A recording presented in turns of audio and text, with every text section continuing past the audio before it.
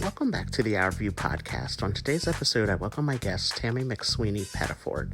Tamie is a licensed realtor in the states of New Jersey and Pennsylvania.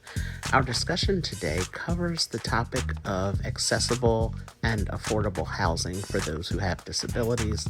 We talk about many resources that are available to those with disabilities who are looking to rent a home or to own a home. This is a very important topic, and I really am excited to share this episode with you all today.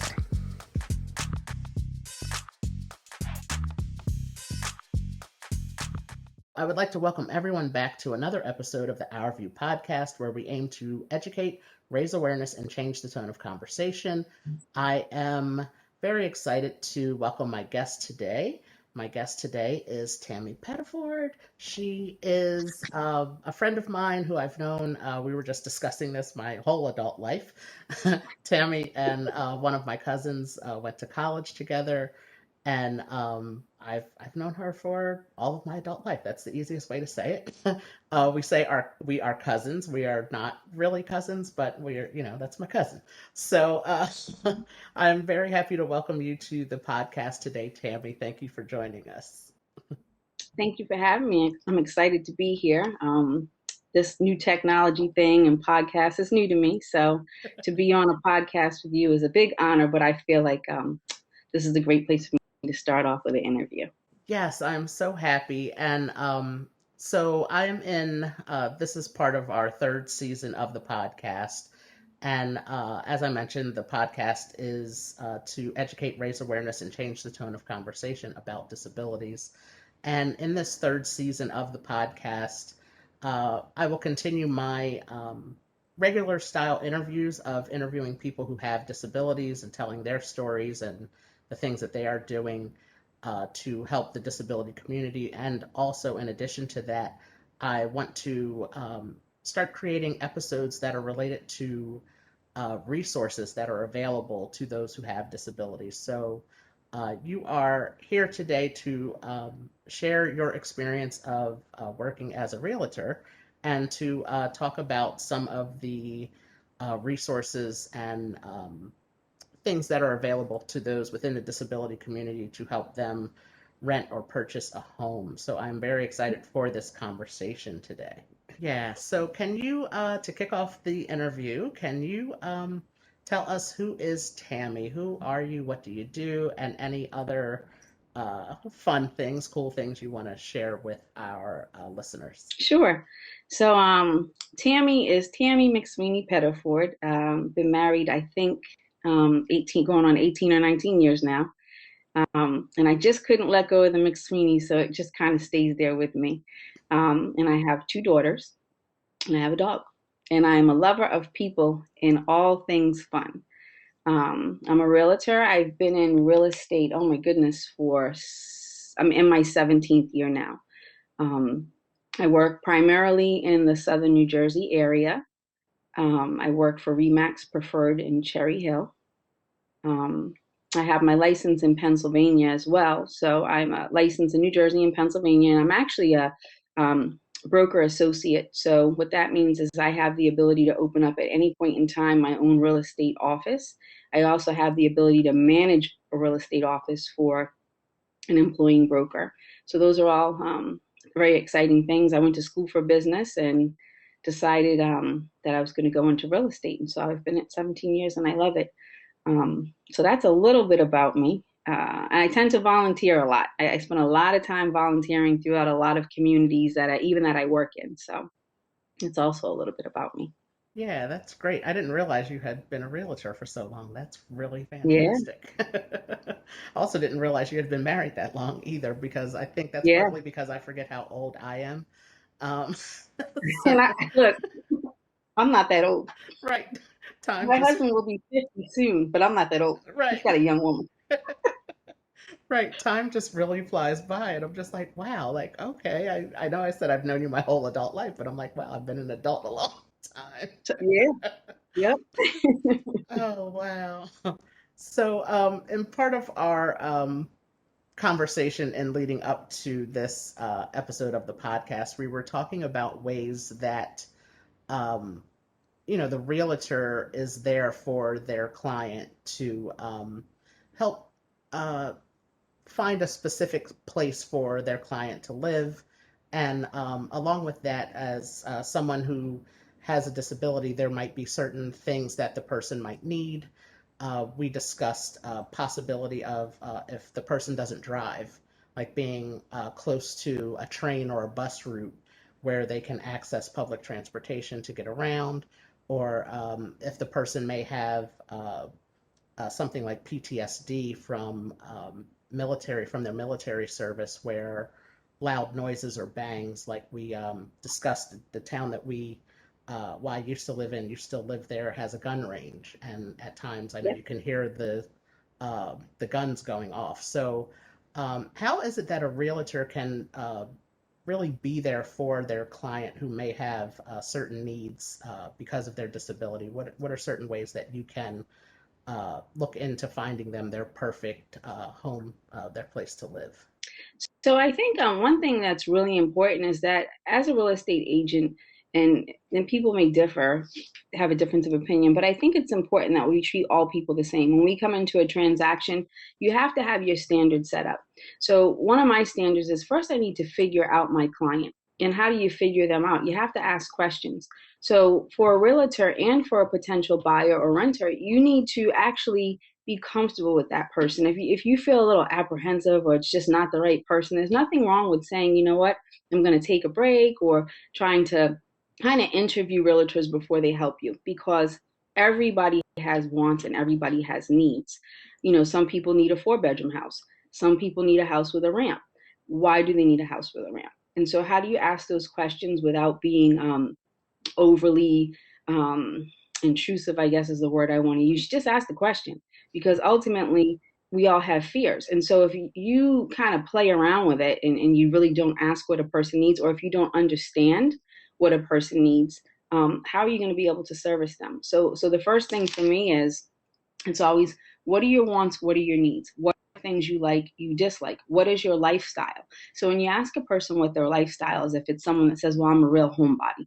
Okay, well, do you drive? No, I don't drive. I'm afraid to drive. So if I put you in southern Jersey, somewhere like Mullica Hill, if you're going to need transportation. And so as we know, in this southern Jersey region, there's a new train line going down like to Glassboro, so there are train lines along the way that you can get to, but you're going to probably need to be somewhere where you can get some form of public transportation. So the one key thing is understanding, and it's like an interview process, and there's a real level of comfort there. And in some cases, you don't know, even someone may have a disability that you cannot look at them and tell that they have a disability, like you don't know. So sometimes we get caught up in thinking that everybody's just so perfect because we have what the world tells us is perfect. And then we have what we're trying to get past, the things that where people say, oh well, they have this. No, sometimes people have challenges. We all have them, right? Hmm. So in order to get past those challenges, you have to be real direct, and you have to be direct, and the person that you're working with needs to be direct, and nicely ask the questions. It can be uncomfortable, but I feel like if it's uncomfortable, that's where the trouble starts. So just building a level of comfort. Yeah, I think that's so true, to ask the question, because Hmm. you can look at someone and might be able to see, like with myself, you can see that I use my crutches, or you see that I Yep. use a wheelchair, so you can start to make certain assumptions about what I might need for my house, my apartment to look like. Um, but you just looking at me, you don't know the full extent of my abilities. So, Right. you might assume that I need some things that I don't need. Um, Right. I remember looking for my first apartment, and one of my big things was that I needed a washer and dryer in my apartment. Like, not Hmm. one that was in the basement, or not one that was, if it was an apartment building, not one that was on down the hall or down in the basement, or, in another building on the property. Like, I needed one. It's not that I wanted one, I needed one, because if it's hot outside, if it's raining, if it's snowing, I can't lug a whole laundry basket Right. down the hall and down the elevator and and that was the other thing, have to worry about being in a building with an elevator. If the elevator breaks, how Yep. am I going to get down? Like these are things that I have to consider for myself, from a safety issue as well, because if there's an emergency in a high-rise apartment building that I'm living in and the elevator doesn't work, what's my plan to get out? So it's those types of things. As I said, I walk with braces and crutches, so I would be able to get down steps. It would take me a long time, but I'm capable of doing that. But not everybody has that same ability, so where Mhm. they can get out of their wheelchair. So I think it's very important that, as a potential buyer, to talk to the realtor and find out, uh, to find out what they're capable of, locating for you, and finding, that Mhm. place for you that fits your needs, that, of those things that you need, which they are very different than what you want. Um, Absolutely. And sometimes what people think they want doesn't end up being that at all. right. Um, yeah, it just doesn't. I know with like ADA and different standards that are out there, um, if you're renting, one of the things that's a big deal when you're renting is if you're not with a realtor that understands that minor concessions a tenant can negotiate. And sometimes they're non-negotiable; they just have to be done, And there's some things they have to be done at the landlord's expense. So if you were looking at an apartment with a client and you did not know that that client had a disability, and they said, "Well, that light switch is too high," and you said, "Oh, unfortunately, that's where it's at." That's not a good thing because if you can't see or tell, you don't know what that person's disability is, and you can't see or tell that I'm kind of looking over here because there's a light switch over here. Hmm. But there are things that landlords have to do by law, and it's non-negotiable. So if it's reasonable concession, they have an apparatus that you can put on the light switch and move it up and down. And also, as a real estate agent, you need to also help the landlord along because sometimes landlords may have not had a diverse group of tenants. And so in that diversity, a lot of times we just think of color, religion, we think of those type of things. We don't always think about our physical um, or mental place as it relates to disabilities. So it's really important that you're able to educate the landlord and say, hey, listen, you can't say no to that applicant. You have to do this and pull out the regs and show them where to go, help them to be a better person. Um, so there's a lot that goes into it. Somebody came in and they said, well, I need a ramp. So that may be something that is within a reasonable concession, but maybe if it isn't, and the person says, well, how am I going to afford to put the ramp in? It's a good thing as an agent to know to ask the question, what organizations do you belong to? Your source of income, as long as you have a legal source of income, it can be used to rent or purchase. That's the law. However, maybe if a person is receiving Social Security disability, there may be some resources through those organizations or that agency to help you get the ramp put in at a discount price. Where they'll bring the ramp, install it. I know for veterans, there's a program. If you're looking at an apartment and you have a an individual that really needs grab bars, there's a great guy out there. He's called that grab bar guy, and he will come out and he'll install the bars that are needed to make your shower a comfortable space. And he's also going to install them very specific. It's not going to be like me just trying to install a bar and I don't know weight requirements, height requirements. It's going to be installed professionally and by the code that it's supposed to be installed by. And there are programs that will pay for that or pay for a portion of it. And also depending on what type of healthcare you have, you may be able to get those bars installed for free. So there are a lot of resources out there, and so your agent may not know those things right away, but definitely if they're really trying to do their job, it's like, hold on, let me figure this out, let me see what we can do. But it's all about the communication and asking the questions. Yes, that's so important. And, the apartment I live in, I'm renting from, people that I know. So, I at the time I began renting from them, I didn't know them well, but, Mhm. my landlord, he was very clear and very upfront with, let me know what it is you need in here and we'll make it Yep. happen. Yep. let us know. And as far as like grab bars for the shower, um, they were already there. And he said, if they're not where you need them to be, let me know. We will move them. We will get them to where they need to be. If you need anything else, like just let's talk about it. And the communication is so important. And as you said, even if the realtor is not familiar with, the certain resources that may be available, like talk it over and try to figure it out together. I think that's a very very good thing, very great thing to mention. And there are laws and there are resources out there to help you pay for Yeah. these things, and it's just so at times they are so difficult to find though. So that is it's a really big reason why I wanted to have you on here today to start this conversation of letting people know that you can live independently as a person with a disability. There are resources and a lot of things available to you. Hmm.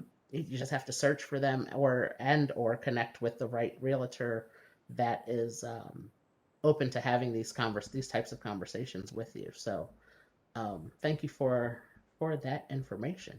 Can you tell us a little bit about the housing and urban development choice vouchers that they have, and what they're for? And I know this can be a very deep and detailed Sure. conversation. So this will most likely be a part two and possibly three conversation that we have with you and with other people who can give more detailed information. But can you just give a general overview of what the HUD vouchers are about and how they can be beneficial and helpful to those who have disabilities? Certainly.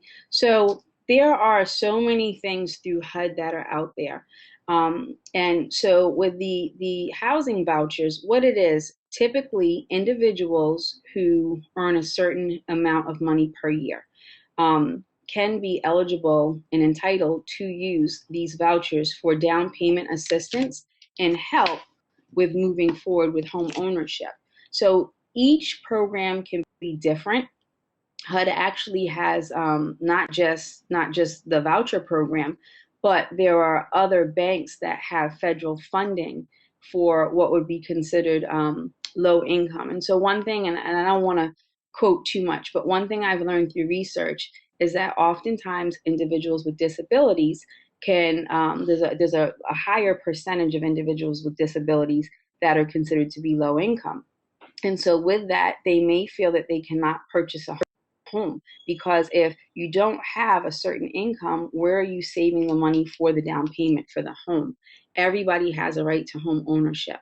So with these programs that are out there, and there are several, and I've actually talked to a couple of different lenders that I work with, I should say, that are willing to share some of those programs.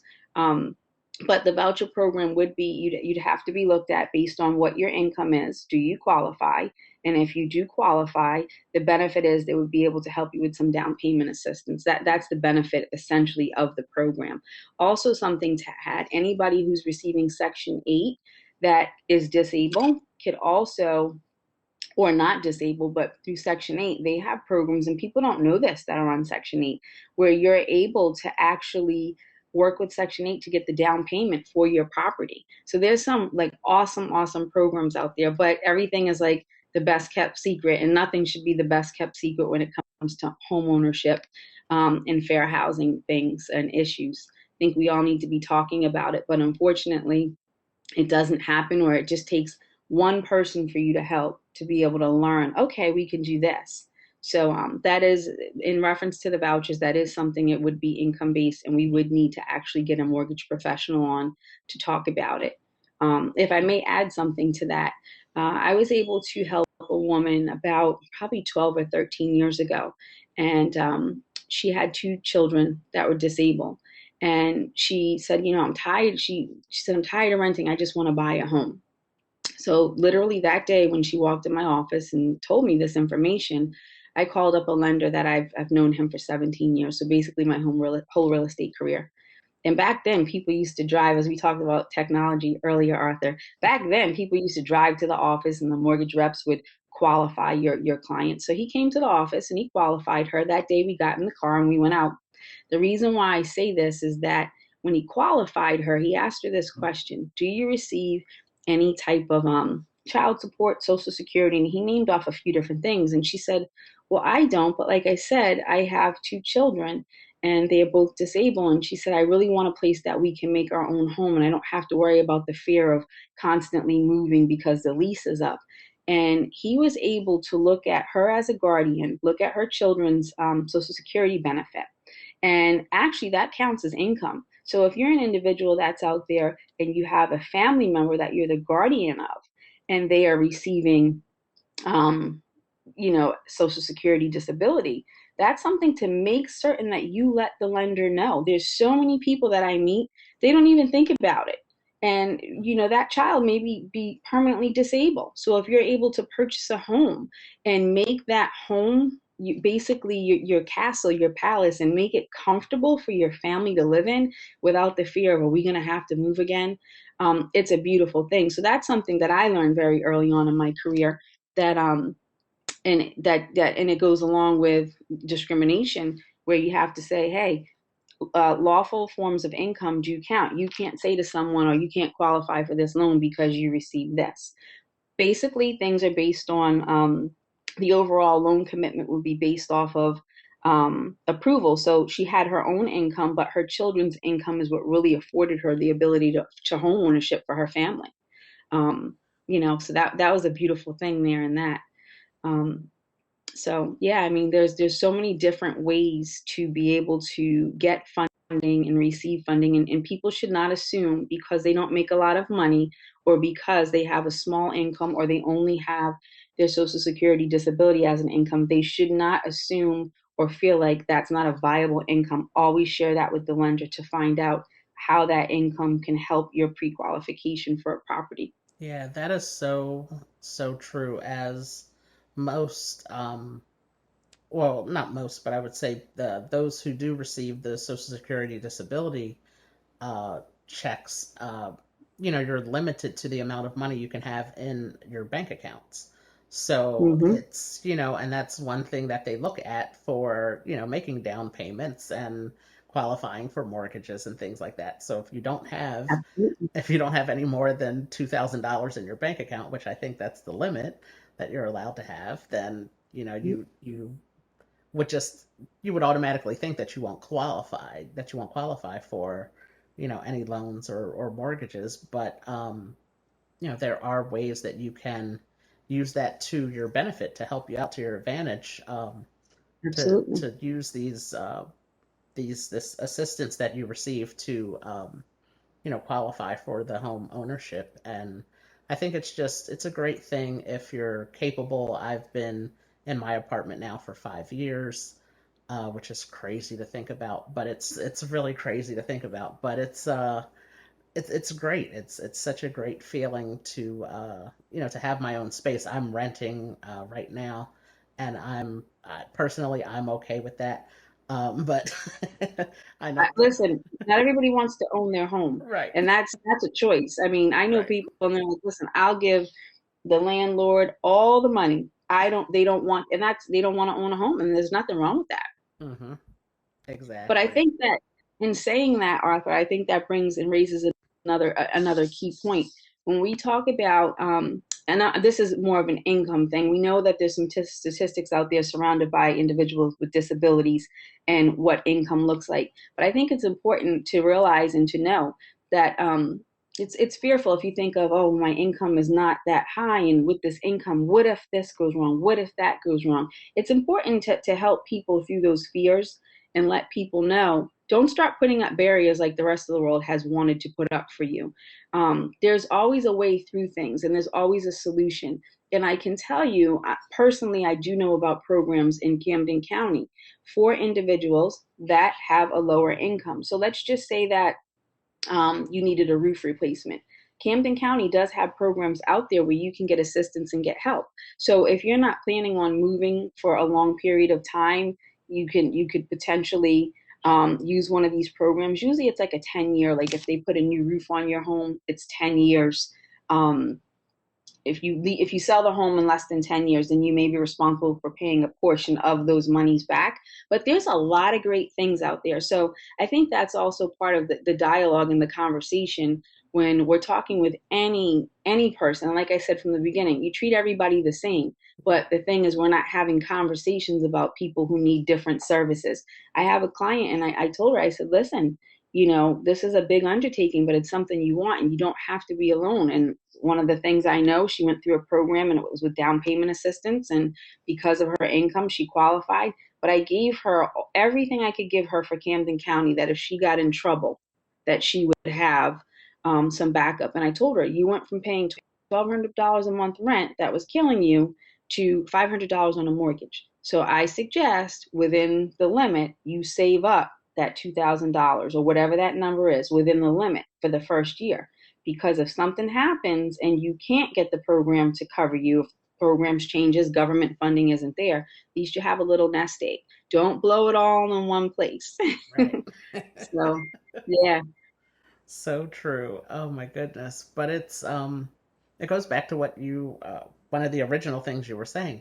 Have these conversations, talk about Mm-hmm. things and share these things with your realtor and your landlord and whoever else is assisting you with finding your home, because they it's like the people can't help you if they don't know what is out there. If you are receiving the assistance with the government assistance, that's fine. Talk about that. There are things that are that you can use to your advantage, and they can benefit you greatly. So, uh, Absolutely. I think it's very important again to just have the conversation and just be real and open about everything. What you have, and what your needs are, and what you would like your home to look like, and to be inclusive and accessible to you and for your needs.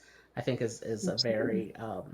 very important thing for people with and without disabilities. Actually, it's Mm-hmm. just to Mm-hmm. to talk about it, and creating, like you said, creating your castle and your palace just to have your own space is it's definitely achievable and attainable, and you just have to have that conversation and really make it happen for you. So thank you, Tamie. I appreciate all of this very great information. Can you share with our listeners where how they can get in touch with you if they Sure. are in the South Jersey or New Jersey or Pennsylvania area? Sure. I just want to have an ask of your viewers. So, when we talk about veterans, disabled veterans, there's a lot out there for them. There's a lot. It's very easy to find homeownership programs for disabled veterans. It's easy to find resources for them, in my experience and in what I do. If anyone out there knows of any additional programs, maybe it's for millennials with disabilities that are looking to buy. I don't know. If there's anybody out there that knows of home ownership programs that they've been through and you're watching this podcast, please get in touch with me. It's Tamie McSweeney-Pettiford. My cell phone number is 856-952-7679. My email address is Tamie, TAMIEPETTIFORD @gmail.com.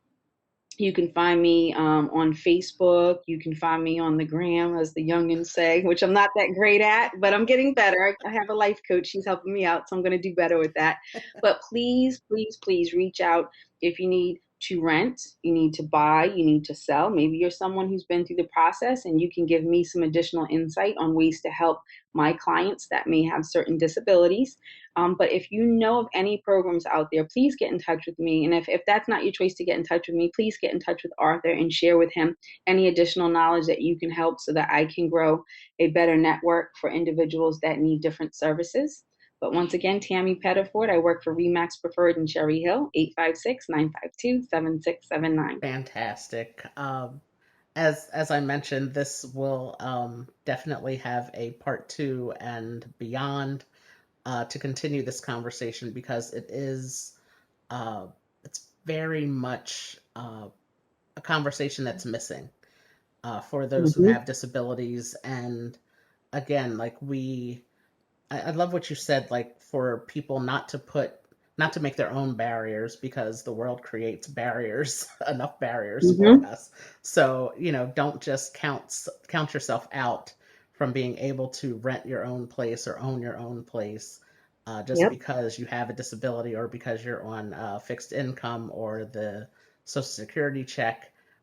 Don't count yourself out. Just, meet with a realtor, meet with, uh, the people that are able to help you and figure all of this out because Hmm. it is achievable. You can definitely make this a goal for yourself, and it can all be done. It can all be done legally, which is great. Yep. you know, you don't have to cut any corners. Like there are ways to do it legally. So, feel free to reach out to me and to Tammy, and we can hopefully connect you with the right people and make this, if this is your dream, your desire to have and to make happen, it's possible. So, You um, should have it. yes, yes. So thank you, Tammy. Thank you for this conversation. And again, I look forward to continuing this conversation with you and some others about home ownership and loans and things like that we can offer to the listeners and have them just be independent and just live their best life. So thank you for this opportunity. Thank you for your time, and I will of course I'll see you soon. I'll talk to you soon. Thank you. Yeah. It's been an honor and a pleasure, and I hope that we can, like you said, move further with this and maybe find individuals who really want home ownership just to share the information. No obligation to use me. Maybe we can create a checklist of an interview for individuals that are looking to buy, that are leaving their apartment. Maybe we can work on something like that. No obligation, but just something that we can offer to your viewers and the general Yes. public. That sounds like a fantastic idea. We will definitely discuss that. Thank you. Yeah, thank you. This concludes this episode of the Our View podcast. We thank you for listening. Be sure to subscribe to the podcast on Apple Podcasts, Spotify, and on our YouTube channel. Make sure you're following us on Facebook, Instagram, and Twitter for more disability-related content at Our View for Life. That's OURVIEW, the number 4 LIFE. Thanks for listening.